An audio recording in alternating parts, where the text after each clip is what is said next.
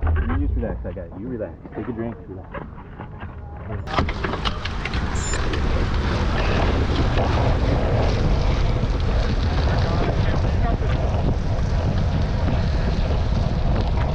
Hello and welcome to the Herbalife Cat 3-4 Men's Criterium in Kernersville, North Carolina.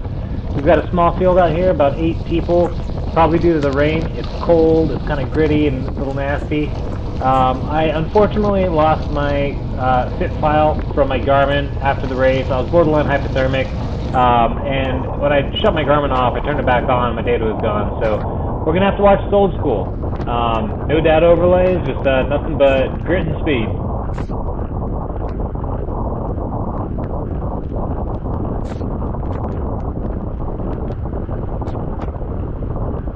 So let me give you a brief overview of the course. There's a dogleg right turn that will take you to a wide open finish.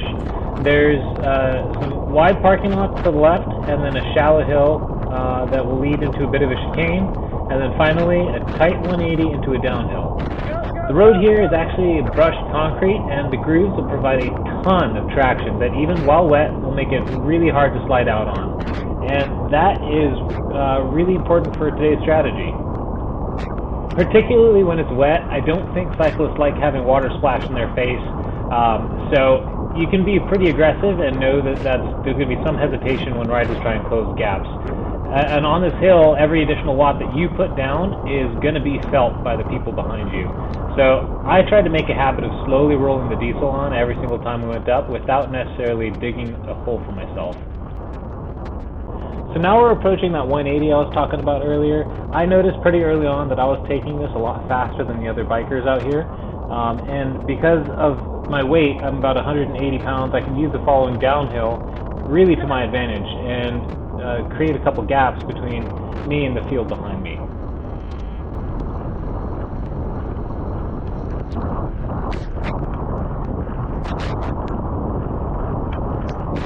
So here I'm finding myself pretty early on in the race. These two guys, blue kit, purple kit, who made a pretty fast pull. Looked like they were initially trying to make a breakaway, but they didn't really commit to it because I'm not pushing that hard and they're not increasing their distance. I was feeling comfortable with just maintaining this distance. I didn't want to push particularly over threshold and start digging myself a hole too early in the race. And I was just going to let the course features help bring me back to them because I knew that I could take the following 180 and subsequent downhill a little bit faster than they could. Or at least that's what I was thinking. The chase lasted a little bit longer than I thought it would, but ultimately it does come back together. Part 2 of my tactics and kind of a little race strategy for this was, you know, I've still got a fairly shallow depth of experience drawn, but the one time I did race in the rain, I noticed that a lot of riders are very hesitant to follow an attack when the conditions are bad. So as long as I can keep the race speed high and keep attacking over and over and over again and not let any of these attacks get too far away, I figured that would put me in a really good condition for the back half of the race because I'm helping control the pace that I want without necessarily worrying about other people's accelerations and decelerations. So here they are picking up quite a bit of speed as they go downhill, but I'm going to need to pause for a second because we do need to talk a little bit about line selection, particularly if you are in the breakaway, how important it is to get an efficient line throughout the course. And you can note that these guys pulled really wide going into this left-hand turn, and their wide line versus the more direct line that I'm taking from cone to cone was the difference between closing down about 12 bike lengths to about 4. So if you're trying to stay committed to a breakaway, a really efficient line selection is absolutely key to staying away because I would have had to work so much harder to close this gap down.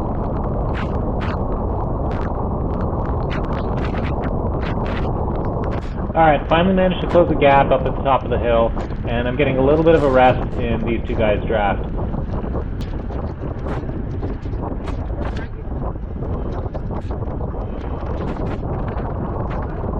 And we're going to see Blue pull off in just a second here, which leaves a really good opportunity for me to attack.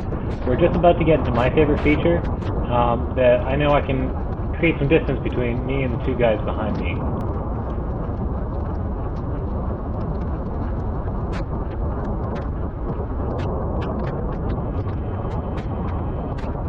And as we get into the downhill, all I need to do is keep a bit of a tempo effort, which is going to make it really hard for these two guys to close in on me.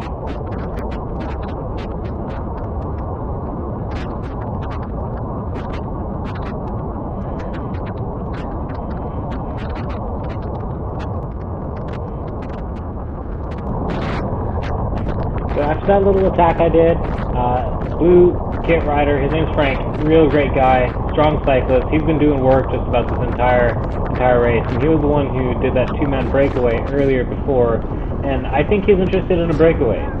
So we're going to see, I've been frequently looking back, and the attack did a lot of damage. There's Frankie, myself, and this rider here on the left, who have a pretty big deal of separation between us and the rest of the field. So we have two guys from Meta and myself, and I think this is a real ideal time to make a breakaway. You might not think this would be a great time to try a breakaway when I'd be outnumbered 2-1. However, I think that I've got a real big advantage, particularly with this 180 downhill, because I've been taking this a lot faster than both of these two, and if we can get some separation, I think that's a win for me. So shortly before this, I was a little surprised because that hill, Frank and I had between his teammate and us. I asked Frank if he wants to do a good team time trial and such show. I'm not going to say no if he wants to kind of make this a one-on-one situation, mano a mano. And we do this pretty much for the remainder of the race. We're doing 15, 20-second holds, working pretty well together. I think we're still trying to wear each other out before the finish line. I like taking this corner fast. Frank was kind of punching the hill, and we just kind of were duking it out for the rest of the race. And I gotta say, these next couple laps are some of the favorite I've had in my short crit racing career so far. Frank and I end up working really well together. We're doing 15, 20, 30-second pulls, training efforts just about threshold, and we're really putting in a lot of speed in the rest of this course. If we get to a point where, we honestly lap a couple riders in a big course like this, it just kind of goes to show how we're really pushing.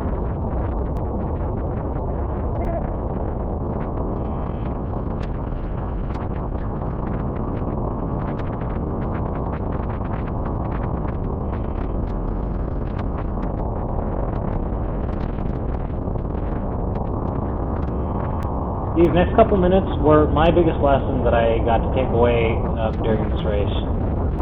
I, for some reason, thought I hydroplaned, but that wasn't the case. I had a slow leak in my back tire, and coming around this corner is the first time that it started to give away. And, of course, I let the weather get the best of me. I had my toolkit in the bed of my truck, where it was dry and hard to reach.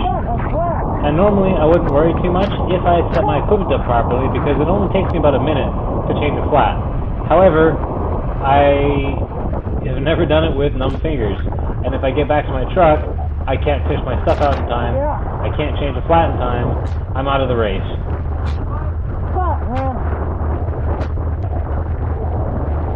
So here I am, cussing up a storm, straight up, not having a good time, thinking my race is over. And all that adrenaline just came crashing down.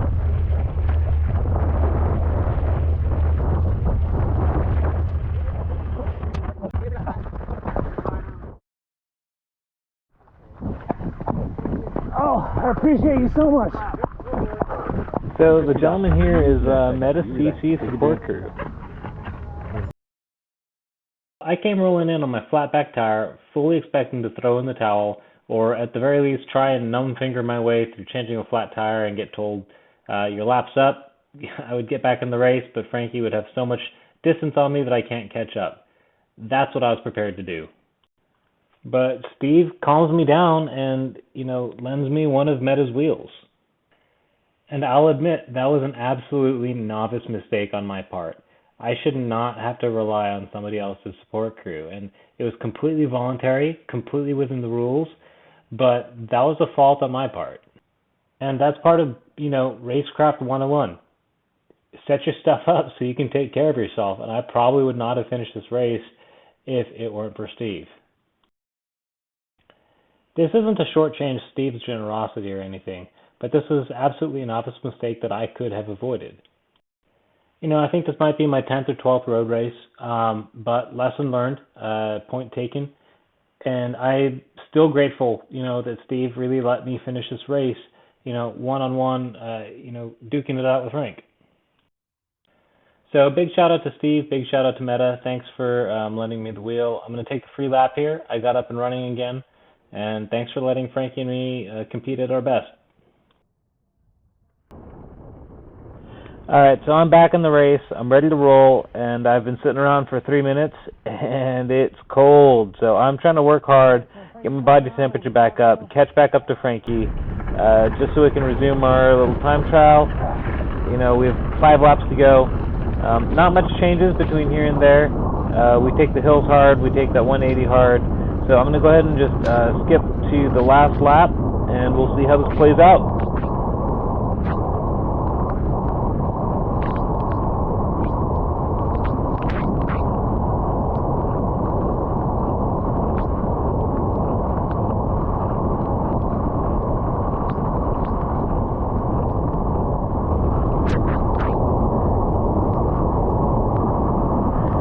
Alright, so I'm still feeling really good going into this last corner, and although I don't have the data to prove it, I was probably doing at least 1,500 watts for the last full minute of this race. Probably.